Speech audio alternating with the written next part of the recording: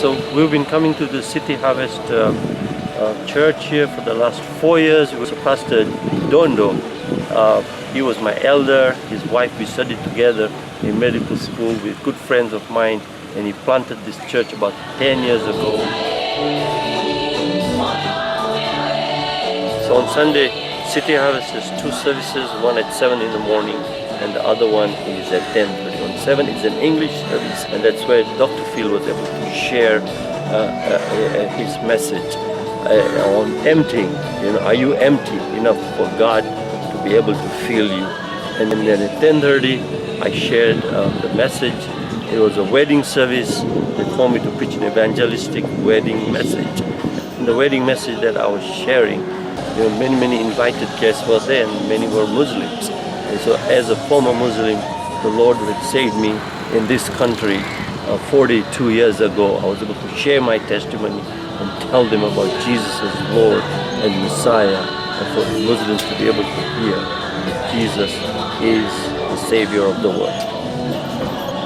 And people gave their lives to Jesus. It was a great ministry to be able to minister to the people on this side.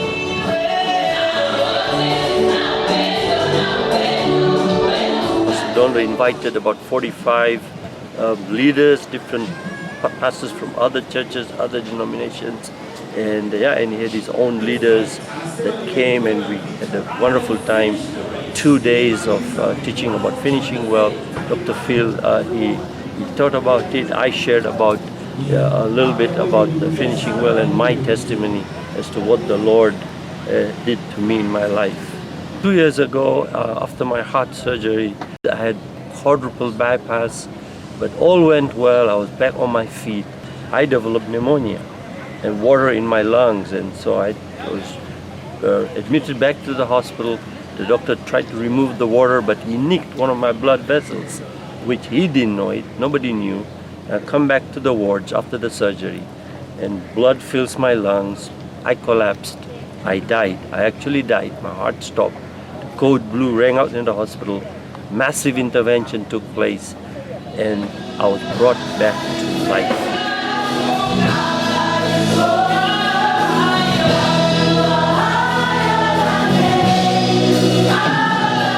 The doctor said I was an amazing person. I said, nope, I have an amazing person. Because of the Lord, with plans for me to continue serving the Lord and to preach the gospel. He brought me back to life. Amen. That's an amazing story, Rafik, of how God restored you, and we don't know how long we have. And as we've been sharing with these leaders, that's really what we've been trying to do, is help them understand that God has a plan and a purpose, and even through the traumas and the tragedies of life, He has a purpose for our lives, and His goal is that we finish well. And what does that mean to finish well? And it's not just about being busy for the Lord, it's about growing in our relationship with Him. And you know, serving God, as we know, is no substitute for loving God. And that's what we've tried to share with them over the last couple of days here in Tanzania. The Apostle Paul said, I've fought the good fight, I've run the race, I've finished, I've finished the course. And so the Apostle Paul tells us that word, and that's the question every one of us need to ask. Have I fought the good fight? Have I finished the race? Have I kept the faith?